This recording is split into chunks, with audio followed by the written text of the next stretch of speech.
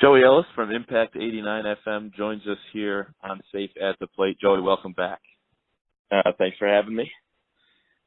We're going to talk a little bit about the college football playoff landscape here. A lot of things were shaken up on Saturday with 3 out of the top 4 teams losing. So, obviously, you were following Michigan as they lost the big game at Iowa on Saturday.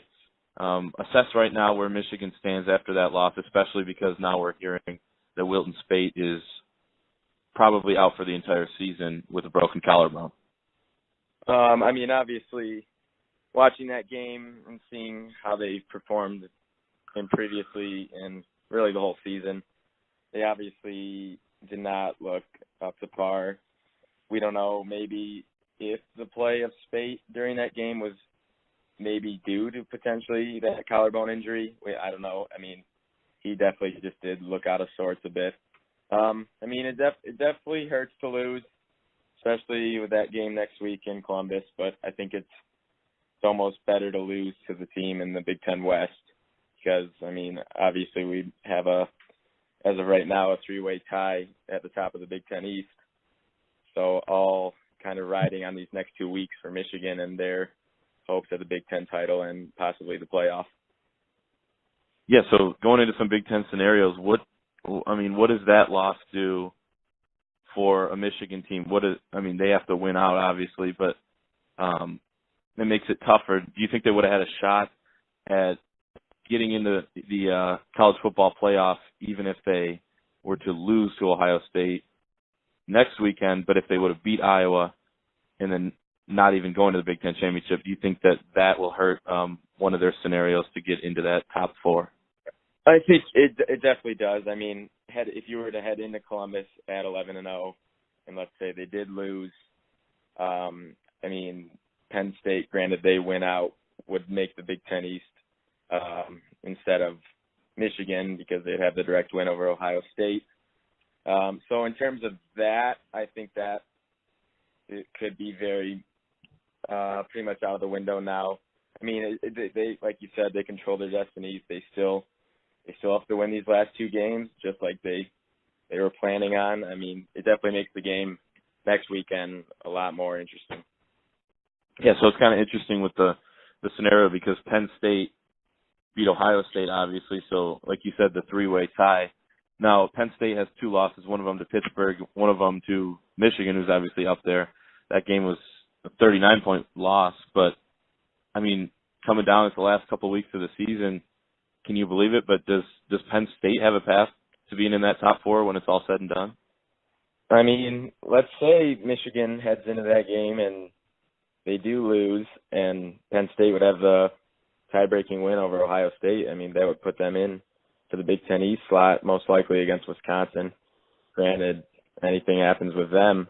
So, I really think you could have two lost teams if it is Penn State, Wisconsin. And I would say the winner of that title game, it'd be hard not to put them in the Big Ten or in the college playoff, just considering the resume. Granted, Penn State's, I don't believe, is as impressive as a Michigan or even still an Ohio State. But I think in terms of if you get there and get to that Big Ten title game and you win, I think it'd be pretty hard to leave out a pretty tough Big Ten team in the playoff.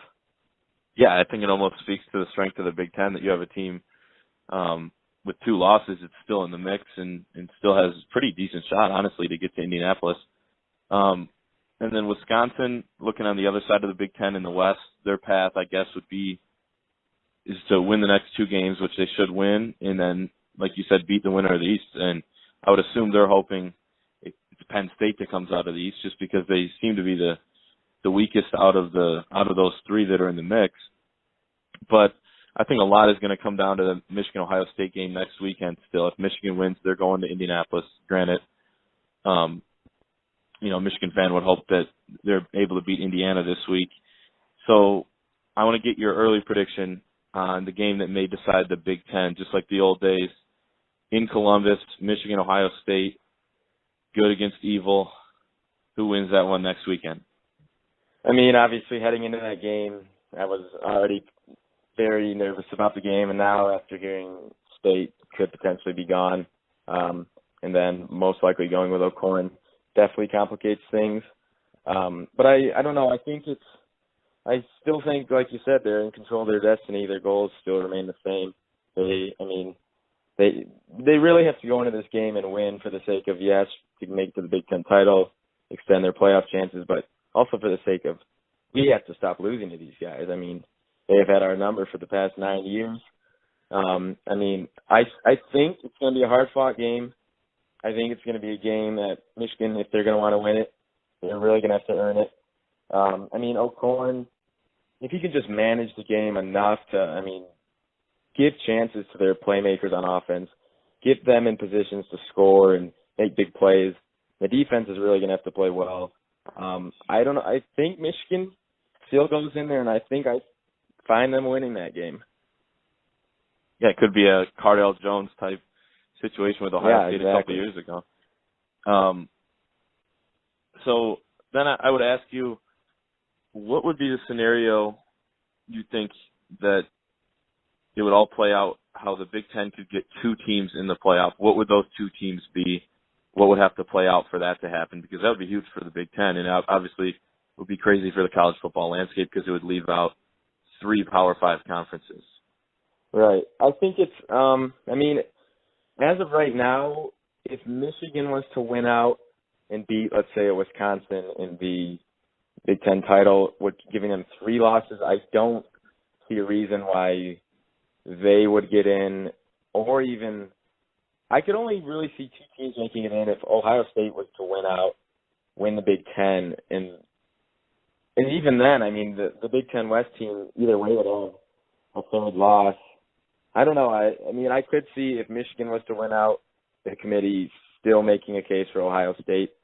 I couldn't see them fighting hard for a Wisconsin or even a Penn State at 2 losses, but I could see them pushing for a 2-loss Ohio State team over potentially a 1-loss Louisville team, or I think definitely they would get in over a 1-loss Washington team if they were to win out.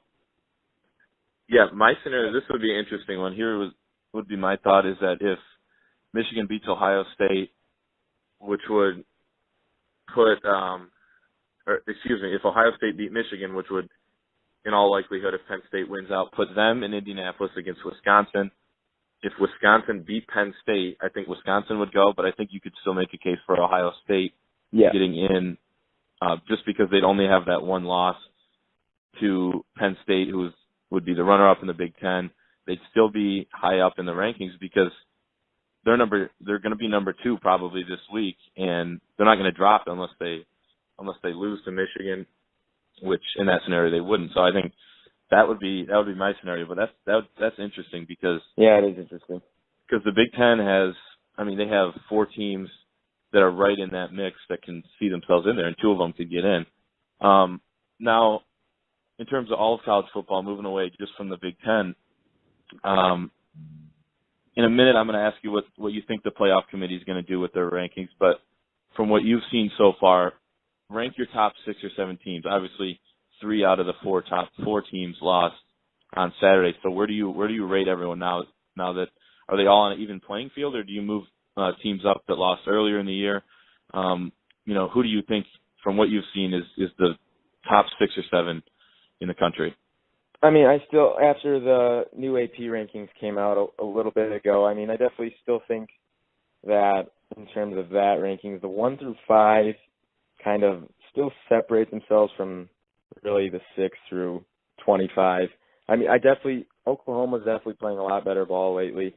I think they're certainly qualified, but I still think Alabama, Ohio State, Louisville, Michigan, it'll be interesting with O'Corn to see how they fare, but I still think they're top 4, top 5 in the country. And then, although Clemson's body of work isn't all that impressive, I still think, obviously with them getting to the championship last year, I still think they have a good shot at making a run at it again this year. I think the teams like Wisconsin and Penn State, those 2-loss teams, they're good, they're solid, they've improved greatly since the start of the season, but I just think those types of teams, even Washington, they're a little notch below, not quite ready yet to make that big jump. Yeah, I think the thing I'm most excited to see tomorrow night with the playoff rankings would be that whole Michigan-Clemson dilemma, because they've had Clemson, despite the coaches in the AP having Michigan above Clemson the last few weeks, is the playoff committee has said that they think Clemson's better. They've put Clemson at 2, Michigan at 3. Now they both lost. Clemson lost at home. Michigan lost on the road, both to 5 and 4 teams, now 6 and 4 teams. But so that's my most interesting thing to look for. What do you think that the playoff committee does with that? I mean, it's definitely, it could honestly go really either way. I think this time they'll want to put, I think they'll stick with Michigan in that top 4. I mean, I think their resume definitely speaks better than Clemson in terms of top 12 to top 14 ranked opponents. So I think they'll go with Michigan at 4 spot and Clemson right at 5. Yeah, definitely interesting. I think Michigan's resume is a little bit better, beating, if you look at the AP, beating number 6 Wisconsin, beating number 9 Penn State, and beating number 12 Colorado, compared to Clemson, who obviously has the win over Louisville, but the loss at home against Pittsburgh on Saturday. Joey Ellis from Impact 89 FM joining us here on Sayf At The Plate. I want to move now. Obviously, you cover the Lions, the Detroit Lions. I want to move now to, obviously they're 5 and 4 after a bye week yesterday.